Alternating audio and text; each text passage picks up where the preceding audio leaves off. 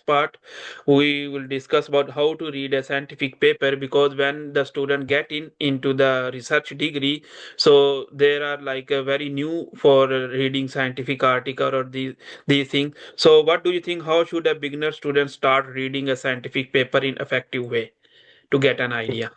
Okay. So usually on something like this, I was rarely asked that question. It's a great question, but I was rarely asked it. But I would ask your advisor, if they're that step, ask the advisor. And the reason why I say that is that every advisor has certain tricks and tools that they use, and you might as well learn from the one that you're working with. But for me, the number one topic is I look at the title. Mhm. If the title is, sprouting tolerance in winter wheat or sprouting tolerance in wheat, well, that's something I'm interested in. And I know right away, okay, I'm going to read the abstract now. And then I read the abstract. And if the abstract's properly written, it'll have, you know, a sentence or two on the why, a sentence or two on the how, and a sentence or two on what they found. So you actually don't have to necessarily read the conclusion. So that would be the next part I'd go to if the abstract's properly written. Mhm. So you read the abstract, and then if it's still interesting to you, then you read the paper. Okay, so do you advise to start about your research project to start from review of literature, or directly start to read the research article to get a knowledge? Okay, so I always think the most efficient way is to read some summary papers, the review papers.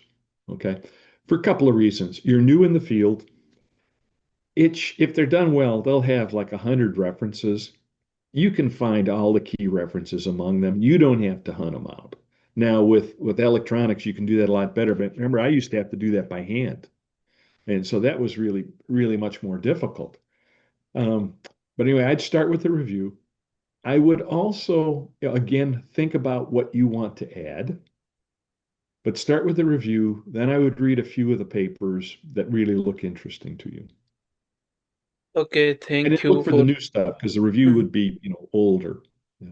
So when we are like starting our journey as a researcher, so how do you personally think like the student can read paper per a month? We should continue this reading, or once we have final our proposal and final our experiment design and everything, so then we need to focus on this, or we can continue reading and learning about new things or these stuffs.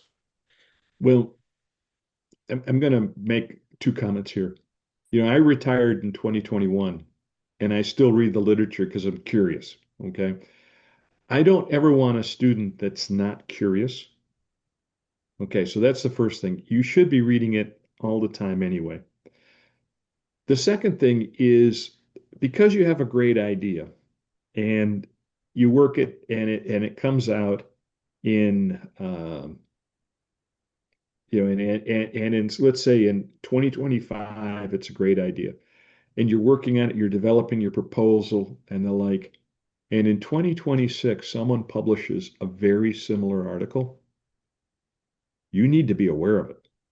Mm-hmm. So you can't stop. Nothing, science doesn't stop when you make your proposal. You've got to be on top of it because, this actually happened to one of my friend of mine students that I was a collaborator with.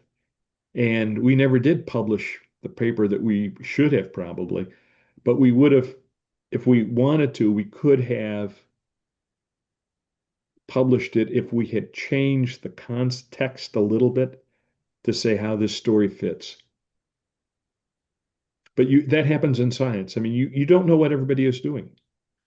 Yeah, and the next question, if the student is a very beginner, so if he can't understand the contents of scientific paper, or how they can resolve this problem and start learning these things. Now nowadays, I know people are using Chat GPT, but I think you can advise the best thing like is not use Chat GPT or something.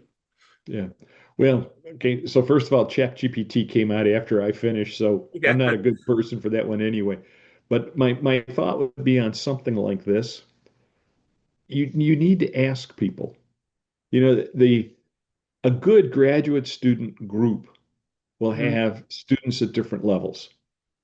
And so if you're having a really hard time with something, you go to a more senior graduate student and you say, I'm having trouble with this. Can you help me?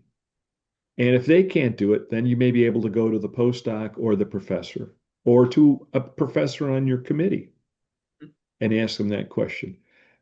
Again, there's a great article in Science magazine about a person who was getting, I think, very nervous about being a student. And finally, his professor told him, he said, and he was worried about, for all the right reasons, he's worrying about would he be creative enough if he, finished his degree and got a job. And his professor looked at me and said, right now, your job is to learn how to ride a bike. It's not to invent a bike. And that really puts it in place. Your job right now is to do what you're doing. Not, you don't have to be the major professor that's inventing all these things.